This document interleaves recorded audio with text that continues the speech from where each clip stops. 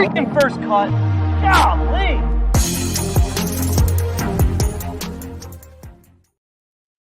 Welcome to the First Cut Podcast. I'm Rick Gehman, and this is your recap episode for this week's Zozo Championship. Joining me to break it all down, Mark Immelman is here. Hello, Mark.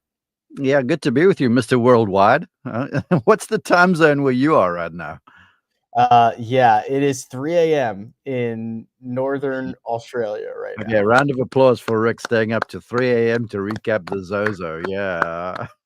Yes, in Australia, talking about a golf tournament that happened in Japan to an audience that is mostly in North America. Greg DuCharme is here. Hello, Greg.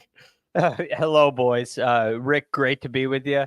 And Mark, you too. But Rick, thanks for hanging in there.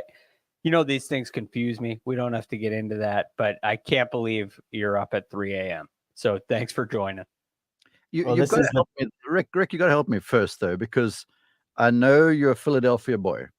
But you're wearing an LA Dodgers cap. Is this because you lived in California for a while? What's going on here? This is just a pop culture hat, Mark. This is just, the mini logo LA. I do not care who wins the World Series. I could not care less who wins the World Series. This is just for vibes right now. Oh, got you. All right, cool.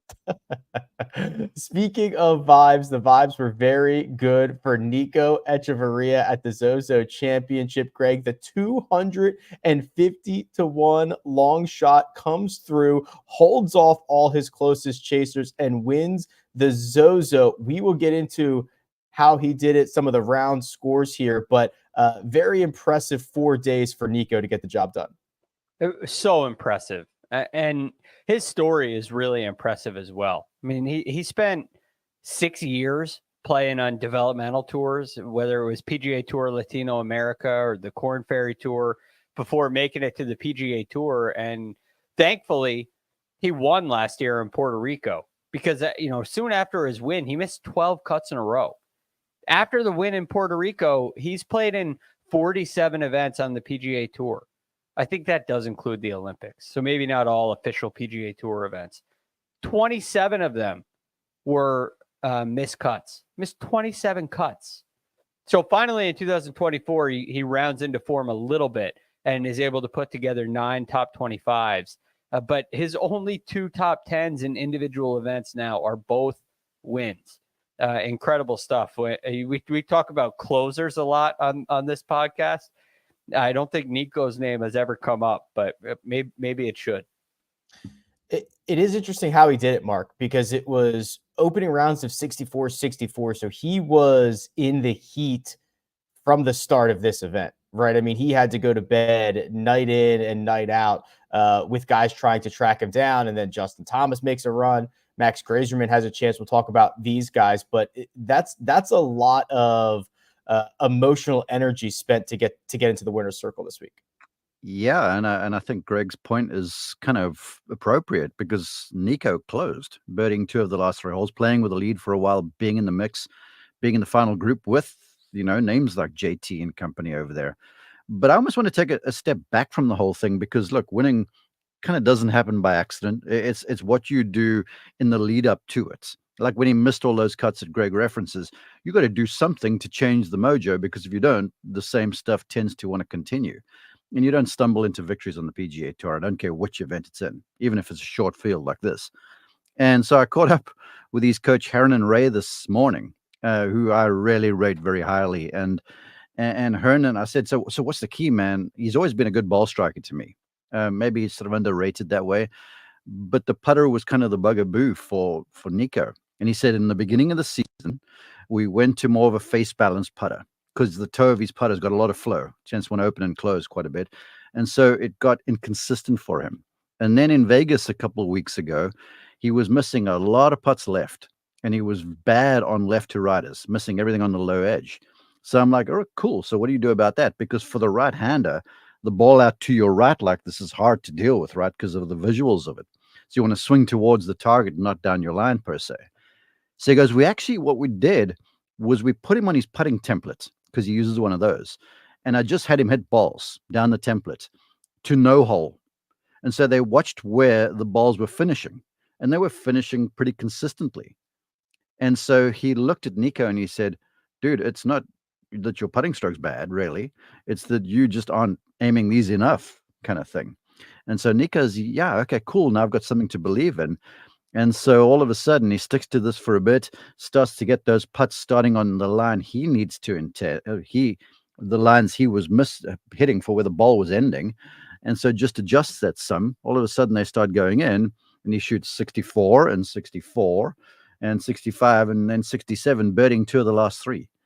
And both of those were pretty nice putts that he holed there. So I just think a cool story all in all, where you got a young man who is playing pretty well, that's not necessarily changing something because they're prepared to think wide and say, okay, let's just look and see if you're doing this right, because the whole is happenstance, you know. And yeah, he's like, well, the putting stroke looks pretty good. Just adjust your alignment and off we go. And now he's a 2-time winner on tour. Yeah, that's the thing, Greg. Go ahead.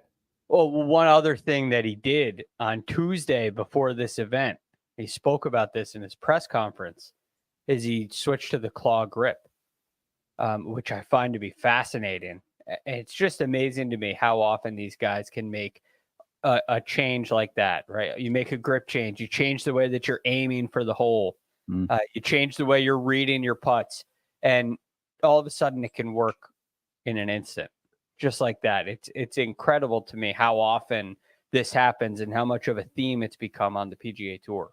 Yeah, well, I mean, that goes back to that age-old thing you hear this ad nauseum on the show, Greg, where it's like these guys are one swing thought, you know, one good shot, maybe one feel away from just a big week. And that's why it's so hard to win on tour. And for like a Justin Thomas, for argument's sakes, he had everything going on except for making putts, and here's this one guy that finds a little something that just outpaces him for a week. And that's what makes this challenge of winning consistently so hard.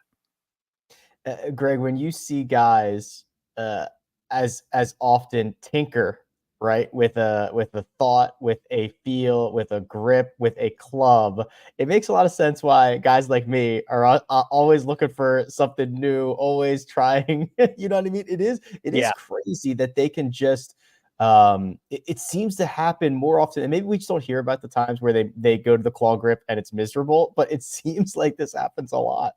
It really does. It's an amazing thing.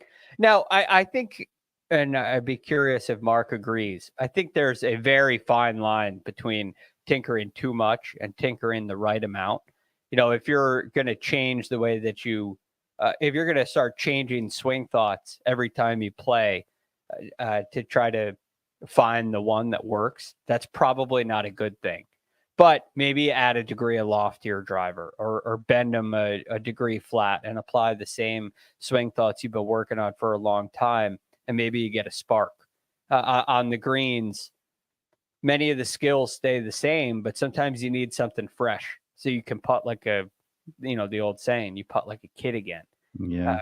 And so like a dramatic change, or a seemingly dramatic change, like going to the claw, it can remove all of the thoughts that have been kind of clouded. Am I doing this the right way? They kind of cloud your judgment.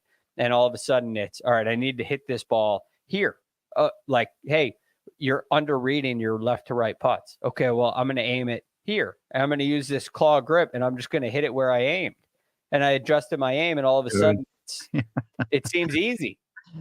Yeah, it's crazy. And I was talking with, you know me, I'm a coach deep down, so I'm connecting with coaches all the time. And earlier this week, I chatted with Eric Eshelman, who I really respect highly. And he talks about, you know, thoughts in the mind and swing thoughts and stuff like this, and worrying about what might happen. He calls it smoke. And he goes, have you ever tried to grab smoke? I'm like, yeah, it doesn't work. And he goes, exactly. So he goes, he feels like competitors, and he incidentally is the coach, you know, longtime coach to Graham McDowell, not anymore, and Davis Thompson is his most recent charge, and he led Davis all the way to the tour, and now a winner on tour. And he goes, so often with these young players, and this is a truth, or with all players really, you know, you don't win, and then you look for something that might not be there. And I think the argument over the top of that, or the concept, is you got to just be okay with like failing. And I use the term failing loosely. So you lose a few times, but you're like, yeah, it's there. There's no need to go and try and grab smoke. And so it's just crazy. And I see Josh here in our chat goes, the game is impossible. You know, it kind of is. It's a really hard game, and you never know when it's going to happen. But that's why you got to keep your skills sharp and just stay around for that chance when you get it to be able to button the loop a little bit.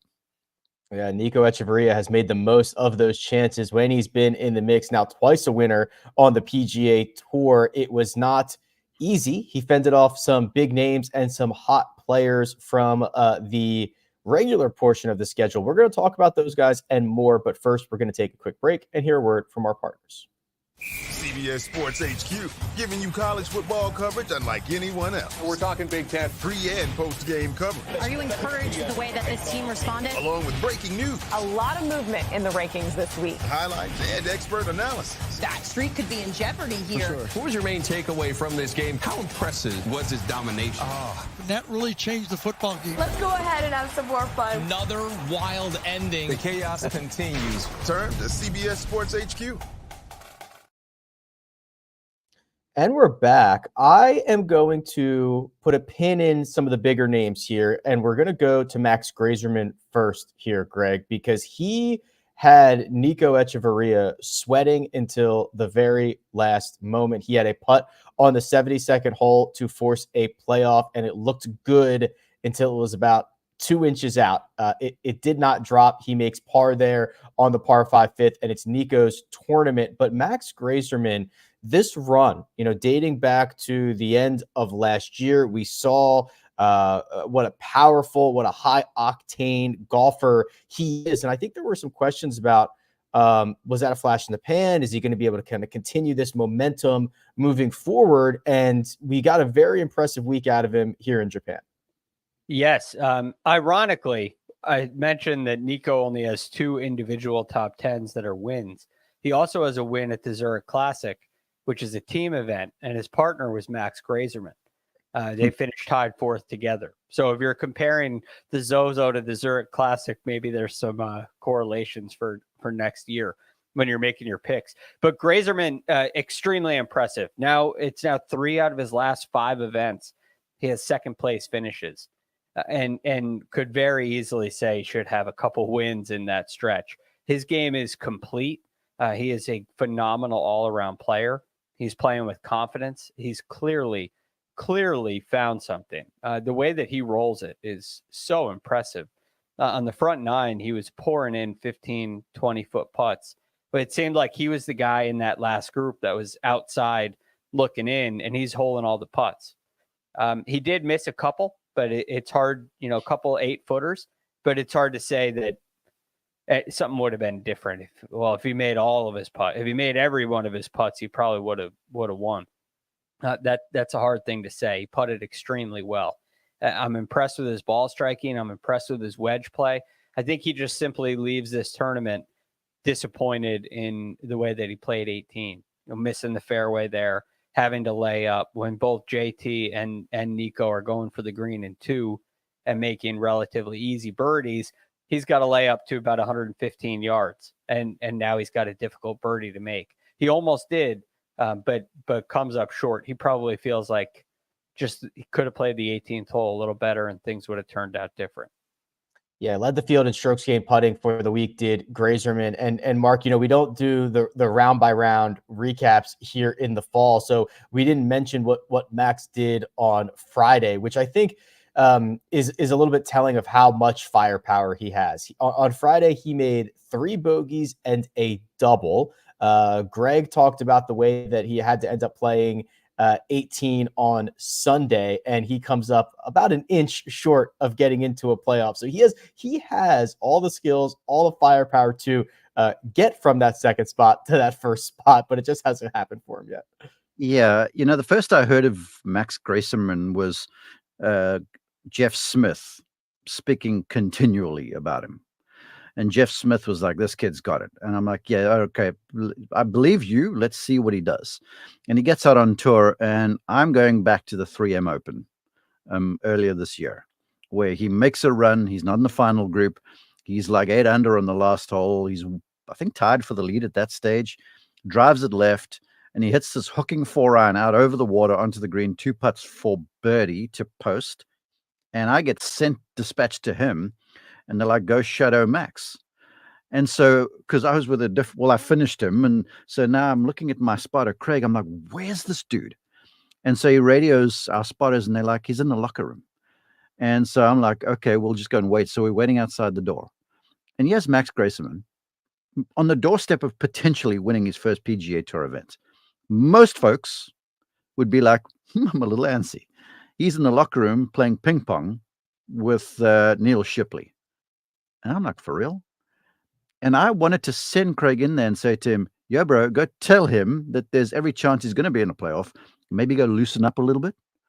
And so eventually he comes cruising out there. And I'm like, hey, Max, what's up? And he goes, well, I'm going to go hit some balls. And the drive from the locker room to the range is a good 5 minutes on a golf cart. Then you got to get from there to AT&T all the way back there. He ambles over there, cruises over there, walks over and starts talking to us. And I'm like, dude, go hit.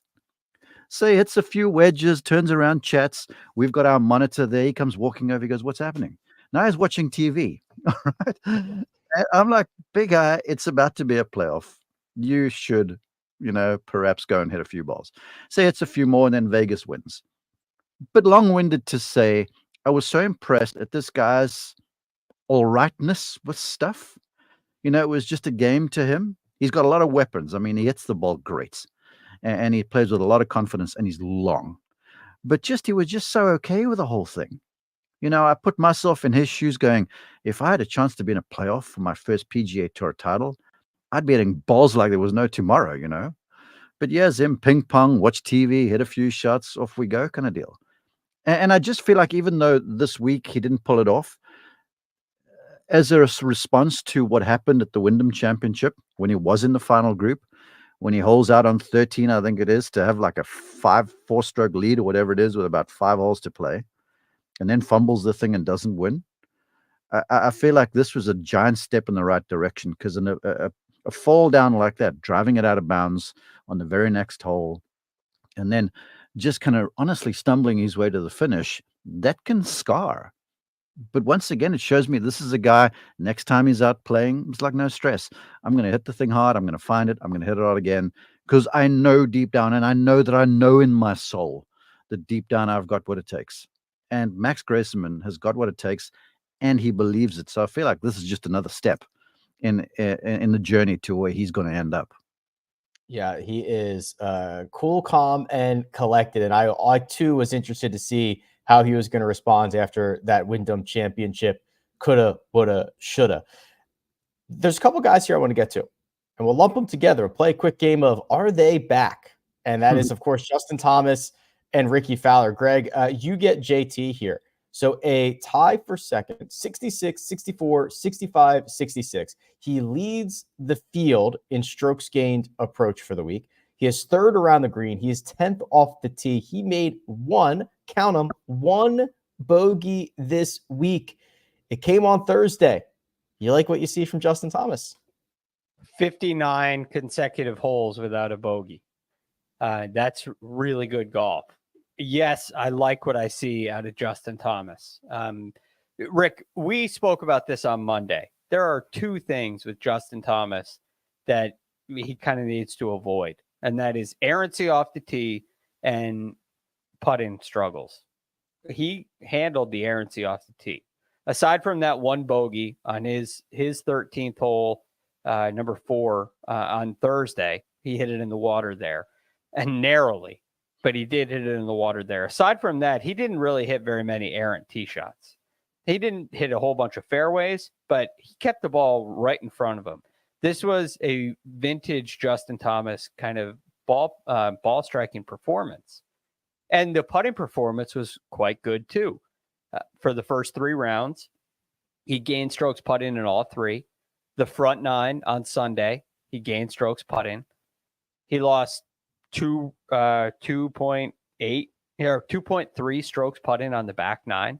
He missed putts of 12 feet, 7 feet, 6 feet 11 inches, 8 feet 1 inches, all on the back 9 on Sunday.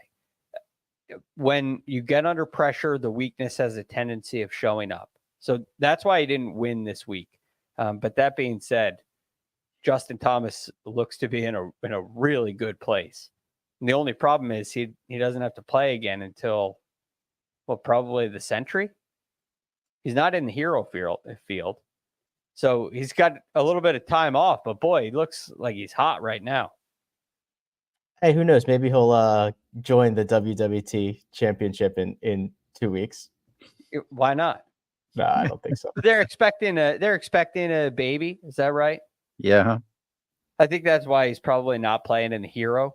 So there may be a little shutdown there, but gotta like where he is. I agree. I think at the outset, if you just look at the way the whole thing stacks together, the game he played would be fantastic at a big event, a major championship event where it's not like birdies are at a premium, because things like this, when you got to start making birdies down the stretch, if you're hitting it well, it becomes a putting contest. And yes, he did burn the edges a bunch, but those have got to go down if you want to win. It's as simple as that. My only reservation right now is he's used this time productively, and he's certainly looking better than what he was the last time we saw him. But now a baby arrives in the house. This is a game changer. It really is, for those folks who have not had kids and you're in the throes of fatherhood and stuff, and you want to go away. And we saw with Scotty Scheffler, it's not, look, he kept being competitive, but it's a mindset shift. And so I'm keen to see how JT deals with that. But just at the surface of things, I'm like, yeah, physically, it looks like the golf swing's there, but you got to make putts. You got to. T2 for JT and a solo fourth for Rickie Fowler. Mark, I'm going to bounce this right back to you here. 68, 64, 67, 64. And this fall improvement continues for Rickie. So he has now gone T16, T23, and now this fourth place finish. We know he's been making some equipment changes this fall, but things certainly seem like they're headed in the right direction. Yeah, and if I'm certain, there you go. I'm certain if you're Rickie in Rickie's camp, that you're breathing a little bit of a sigh of relief, because to everyone, especially the golfer, bad play is personal, and I'm the brother to a really good player, and I'm the father to a good young ladies player, and when stuff isn't going well, as it was for Rickie, you kind of, there's an anticipation for every tournament, and you go into there thinking, okay, well, it's going well in practice, but there's this unsurety of, is it going to show up under pressure? And now Rickie's beginning to see that this stuff is showing up, and a final round of 64 is sort of proof, or is validation of what's going on. And I'm sure everyone, even though he didn't win, everyone in the Fowler camp right now is like, job well done. We know we're on track. Everything's looking like there's sunshine on the horizon, and that bright light we might have seen is not some oncoming train coming down the track. So I think emotionally this is better than anything for Fowler, because the physical work's been put in. It's now proved itself under pressure a few weeks. And so I'm sure the flight back to the United States for Fowler and company is an easy one. It is. Okay, well, good to see Rickie playing well. But, excuse me, Greg, we will put a bow on this side of things with the guys at the top of the betting board who really struggled this week. The big favorites were not a factor in this golf tournament. The guys with the shortest odds, Xander Schauffele, Colin Morikawa, Hideki Matsuyama, Sahith Theegala, none of them posted a top 40. None of them were really ever in the mix. Surprised to see that from the big boys. Yes, it was surprising, especially because it was all of them. Right, that's really the surprising aspect. But you look at a tournament like this, Rick, this is something we discussed heading into the week. It tends to be a difficult golf course. You very wisely stated on one of the preview shows that while 16, 15 under wins, sometimes that's by 6 shots. And so 8 under becomes a top 10 finish. And a lot of those guys that you mentioned were somewhere between 3 and 5 under par, which in many years at this venue could have been okay. But they made too many mistakes. They weren't able to get the ball in the fairway enough. That seemed to be a common theme. And so they had a really hard time getting it close. They're constantly working around trees and having to shape shots, fit difficult iron shots just to get it onto the green, let alone close to the hole. And where JT and Nico and Greyserman and Fowler, these guys are putting the ball in position off the tee, and they're able to take advantage of some softer conditions and hit it in there close and make a whole bunch of birdies. So they made some mistakes and they stumbled, but it wasn't, they weren't able to generate the momentum and get the, accumulate the birdies that were required to really get into the mix of this tournament. Yeah, the momentum part is interesting, Mark, because you take Xander Schauffele for instance. He struggled on Thursday. We saw him battle a tree trunk. It ended up being a triple bogey, I believe, and he was a handful over par in the blink of an eye. And when you're staring up at the board and you're already 7, 8, 9 shots back that early in the tournament, it's hard to get that momentum, and you start to run out of holes very quickly. Yeah, I think the quad he made, that 8 on a par 4. That sort of disguised a day that really just wasn't that sharp. But that's what you deal with. And I think not many folks talked about this enough. Like when you're traveling to the other side of the world, it's upheaval on your mind, your body. Time zones are hard to deal with, and you get there and you're on the other side of the clock. You know it, Rick. And you just might not feel 100%. So then you get to a course like Greg well documents, where it's kind of finicky and there's angles and you just tweak one slightly and you miss a fairway and there's a big tree in front of you. That stuff catches up real quick. Then you get on the back end of the momentum, and it's not necessarily because you've really done anything wrong. You're just not 100% just yet. So you'd see guys sort of play their way into it a little bit more as they got more accustomed to the time zone and certainly the environment and the changing greens and all that sort of stuff. I know it was immaculate, but to me, when you're taking an athlete, you're moving them around the world and you're asking them to compete at their highest, there's going to be some folks that are mixed up in the wash a little bit. And sadly for the tournament sponsor and the fans, some of them were the stars. But the cool news for the fans was they played all 4 rounds. And so I think coming back from this, Morikawa and Xander and company, they'd be like, that's like done. We've got Tigers event to play, and we're already planning for what's up ahead. So I think all bets are kind of off when you're traveling a guy so far. Yeah, it's still plenty of golf to be played worldwide for the end of the year. There was another event on the DP World Tour that did get their stars in the mix all the way throughout. We'll talk about that for a minute, and then we'll recap our bets and one and dones for the week. But Josh, let's take that break, and we'll see you on the other side. Welcome to JJ's. I'll have wait, there's no way I can get a burger? No chance. But you can have the NFL on CBS streams live on Paramount+. Oh, hang on. There's a toy. And we're back. The DP World Tour, the Genesis Championship, Greg, they did get their superstars in the mix. The two guys with the shortest odds, Ben An and Tom Kim, went to a playoff in South Korea. It was Ben An who comes out victorious, edging his President's Cup teammate. Ben An has been playing some outstanding golf really all year. It's been so impressive to watch. The putter has been a little up and down, just kind of kept him out of the mix of these tournaments. But, earlier in the year for Ben An, it didn't matter if it was a signature event, if he's going up against Scotty Scheffler, or if it's a regular PGA Tour event, a full field event. Ben An was contending. It was a brilliant beginning of the year, and a lot of that came from just such consistent and steady ball striking. And now you've seen that carry over. While the President's Cup was tough, you see him continuing to play on the DP World Tour and coming out with a win. That's got to be his first worldwide win in quite some time. So Ben An has got to be absolutely thrilled.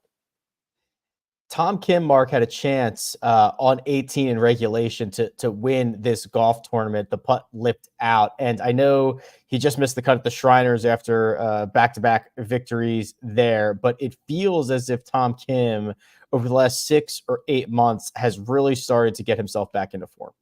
Yeah, no doubt. And just to put a bow on Ben An, he is legit. That guy has got serious game. If you haven't seen it, fans, go search on social for the driver off the deck. Is it from 280 something over water? I mean, that's legitimate skill, and there's not many folks that can do that.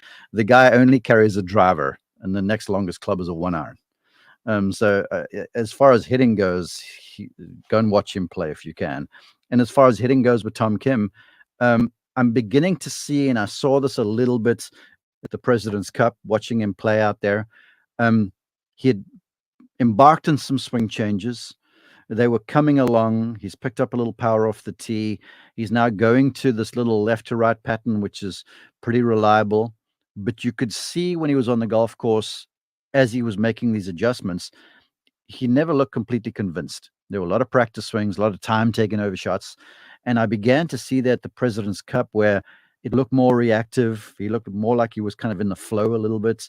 And he looked like the fresh-faced Tom Kim that came out and all of a sudden won a couple of events just at the outset of his PGA Tour career. So I feel like all the work that's been done has now like grown a bit of a taproot, and it looks like he's in really good working order for a run next year, because both he and Ben, they have the chops to win on tour, and not just to win, but to win multiple events. So it's cool to see, and it was cool to see that both of them were right there in the mix for all the fans over there in South Korea. And to that too, I was moved, man, by the reaction where Ben gets a victory in front of his family in his home country. And I think it's a reminder for all of us fans to say, well, we're quick to ask, well, why didn't so-and-so play well? And what happened to this? And we all like critical and stuff. These guys are trying their buns off. And you don't win very often. And when you do, it's so meaningful. So to see that, it was moving for me. Yeah, really cool to get a pair of Koreans in a playoff at an event being played in South Korea. And of course, Benny On gets the job done. Congrats to him. We can recap these best bets here. It was Patrick and I on the Tuesday show. I get the award for Close But No Cigar. Rico Hoey played well. Johnny Vegas clipped him there. And then Seamus Power finished one shot out of the top 10. So those are two losses for me. Patrick, though, picks us up with Kurt Kitayama over Sahith Theegala and Rickie Fowler to finish inside the top 20. So a couple of green squares for him. And then I pick us up on the bonus bets with Siwoo Kim. There it is. Becoming the top Korean over Sung Jae Im, KH Lee, and SH Kim. So a little bit of green smattered throughout. One and done wise, this is a very interesting situation with the fall payouts, the players that we are required to select or not select. Greg, you and I went with Doug Ghim this week. He got $57,035. Not what we were looking for out of the guy who was flush in Las Vegas. No, that is what Patrick has been looking for. Make the cut, but don't make any money. He seems to like that. So he ended up, what was he? Tied 27th, was he? Yeah, 27th. Yes. Right. Doug Ghim shoots 8 under. He played some really good golf. He just didn't quite put enough circles on the board. He hit the ball not nearly as well as he had been. He putted okay, which is too bad, because if he had hit the ball like he had been, he might have given Nico a run for his money. So he lost strokes approaching the green. All in all, disappointing. As Josh highlights in the chat, I tried to take Kitayama. I tried to take Spawn. Both of them at some point. I guess I had my eyes in the right place, but this is the game we play. The done aspect is a really important part of one and done. It is. Patrick got the same amount, $57,035 from Minwoo Lee. Mark, you went with someone you're very familiar with, Takumi Kanaya, got you $37,060 for the week. Yeah, I was kind of hoping that Takumi, who had been playing very well over there in Japan, he's had a few victories here of late, was kind of going to channel his inner Matty Schmidt. They were teammates together on my Palmer Cup team in 2019. So with Matty playing so well in the fall and Takumi getting a go around a course which he's familiar on, played well there before. So I was sort of had my fingers crossed a little bit. He got off to a good start, but over the weekend kind of backed it up some. But still, if I had it to do over, I'd go with him again. So I'm content. All right, content indeed. But the big move comes from Josh, who picks up 408,000. Josh, who'd you pick this week? Rickie Fowler. Rickie Fowler, $408,000. That moves Josh into the lead of our FedEx Cup fall one and done with $784K. Mark has $554,000. I have $304,000. Patrick has $297,000, and Greg has $146,000. The good news is it's not a lot of money. It's not a lot of money at the top. There's not a lot of money in between. You find a winner somewhere, you find a second place, you can make up a lot of movement. I believe we have 3 events left. Is that correct? That's right. Yep. Okay. Worldwide Technologies, Bermuda, RSM. and Arson. Right, go. And there is a bye week on the PGA Tour. So let those guys come back from Japan. So this upcoming week, there is not a PGA Tour event. And then the WWT in Mexico will be the following week before the fall starts to end its run. Anything else that we need to discuss FedEx Cup fall wise, Zozo Championship wise, before I tell people what's going to happen for next week? Yeah, you need to go and sleep. It's 3 a.m. where you are. Go and get some rest. Let's get a and by the really way, nice. I like calling it the WWT. I feel like you're going to go down a wrestling path and then you throw the T in there. Yeah. Technology. Technology. It's technologies. It's very demure, very cutesy. Yeah. Mindful. Exactly. Next week, we are going to do a mailbag episode on Tuesday. So we have I've seen some of the questions and comments and concerns already, and they are great. This is kind of your last call to get anything in. So you can email firstcutpodcast@gmail.com. That goes straight to Josh. He has been compiling these. I've seen the outline thus far. Looking good. So we will do a mailbag episode on Tuesday, and then we're going to do something on Thursday, Josh, that is, what do we want to call it? TBD? I think TBD is probably a fair way to put that, but we'll do 2 episodes for next week. So make sure you are subscribed to the Golf on CBS YouTube channel, wherever you get your pods, all that fun stuff for the first cut. Okay. That'll do it. I'm going to crawl right back into bed right about now. Producer Josh does all the hard work behind the scenes. Thank you very much. That is Greg DuCharme. You can find him at The Real GFD. That is Mark Immelman. You can find him at Mark_Immelman, and you can find me at Rick Run Good. This has been The First Cut. We'll catch you next time.